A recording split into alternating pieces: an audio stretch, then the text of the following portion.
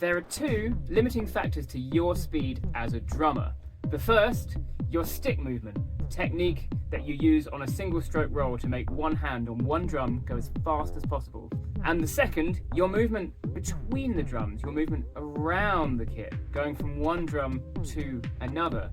Today, I'm going to talk about the second type, your speed between the drums. So I've got some exercises and a few games and fun things to help you really crush it when you're doing fills and moving around the drums.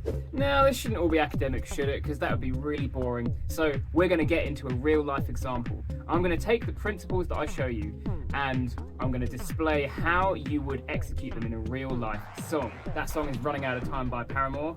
It's going to help you. It's going to help you get better stretches around the kit and a lot more fluidity in your playing. So what are we waiting for? I don't know. Now let's go. Let's play some games for speed. We'll start with the most common movement around the kit, which is snare to toms. Let's start with a stroke on each drum, going round clockwise. But how fast can you do it?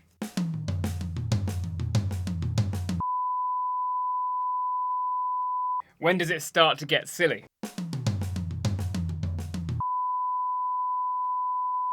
And then the same with the left hand. That's my top speed. What's yours? Put the BPM in the comments. How fast can it go for you? Then, of course, why would you just go round clockwise? There are so many interesting patterns you could do. How about this?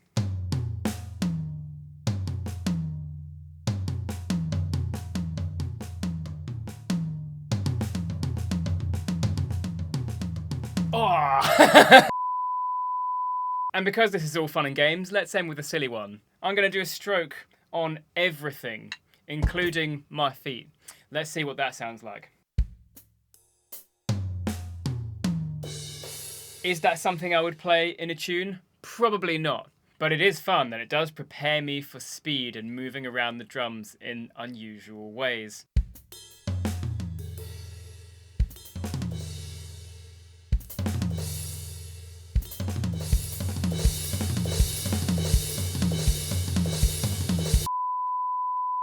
And last tip, work on your biggest stretches across the kit that you do a lot. Ride to the hi-hat, all of those kinds of things. Hi-hat to the toms. My advice, play some of these games a couple of minutes a day, and suddenly, before you know it,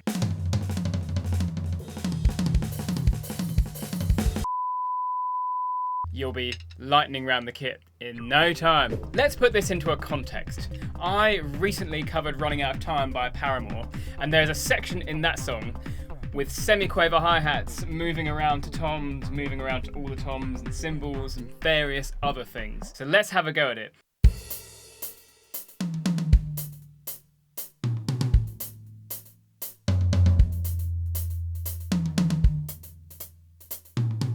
And there are variations within that, but to start with, we'll focus on that.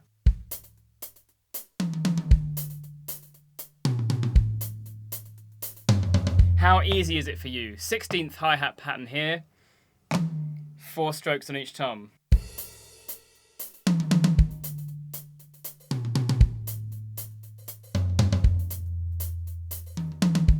Now, if you come across a part like this in the song and it's challenging, play these games that we just learned. Put them into the song. So let's think about this. When we started the games, we were doing isolated hands, weren't we? We started off with the right hand, just going around the kit, and then left hand. Same thing. When you come to a song, it's exactly like this. So think about, what is the right hand doing here? The right hand's going.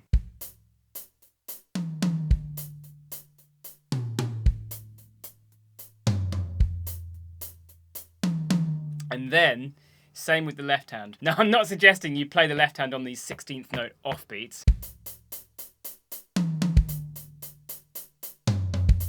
That adds a whole other layer of complexity that you don't need. Put them on the on beats. What we're looking at here is the movement around the kit.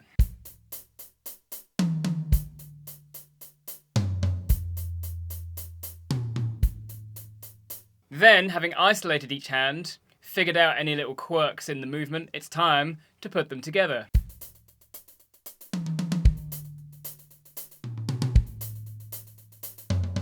Hey friend, we'll jump back to the video in just a moment, but I want to give you an option to fast track your drumming skills with me.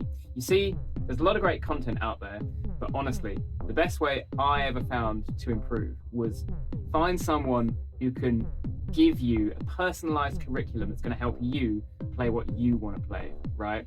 So when my double strokes were bad, one lesson with my drum teacher gave me all the information I needed to make that change, because my teacher could see what I was doing wrong and fix it instantly.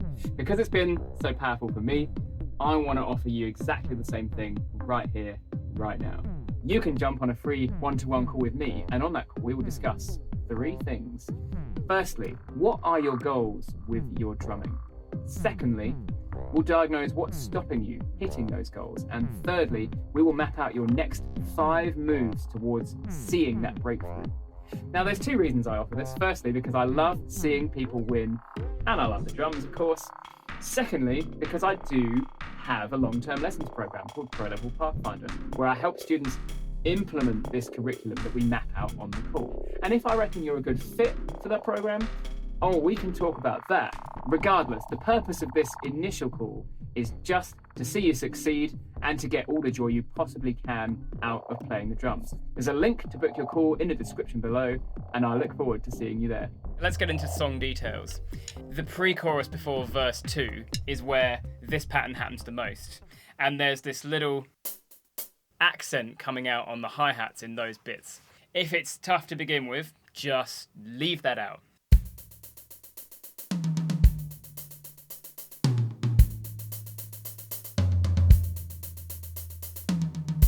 When you reintroduce both hands again, there is one more element you'll need to think about. Crossover, stick clash, sticking. Let's slow it down and see what's happening. We're going. So your right hand wants to come back and be on this beat 1, but your left hand's only just played a stroke on this tom. So what happens with that? There are 2 ways to navigate this. The first one is to sneakily leave out the beat 1. In the style of this tune, this is the option that I would actually pick, because you've got this kick drum right on that beat 1, and that's the thing you really want to emphasize. You're going for these accents which are on the off beats. So there doesn't really need to be a hi-hat stroke on the beat 1. So it would sound like this. And I'll slow it down.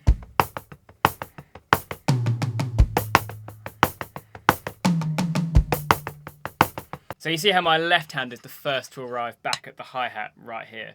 And that's ultimately to avoid this stick clash or this crossover. Now, what would you do if this was the kind of song where you did want to nail that beat 1? It would be time for some singles and doubles combinations, what they call a paradiddle. I would play it like this.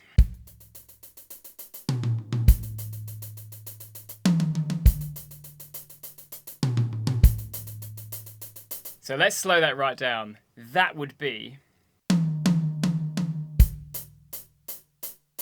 So actually, a paradiddle diddle. So you have right, left, right, right, left, left.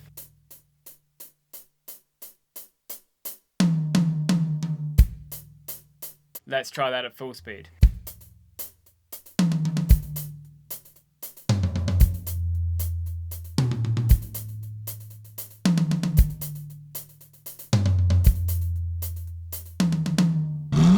This is another lesson to learn. There are often multiple ways to achieve something. If you hear a beat, there might be a whole bunch of ways of doing it. Maybe you see a drummer playing it one way. Well, you could play it a different way. No reason why not. What's your personality? What's your skill level? What do you want it to sound like?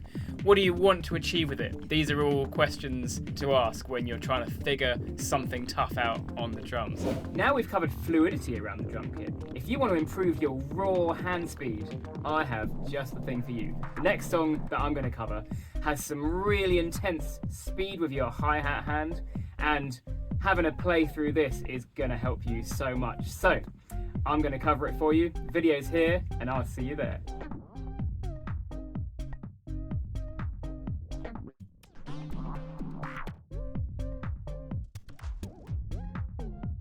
your hi-hat hand will get so hedged.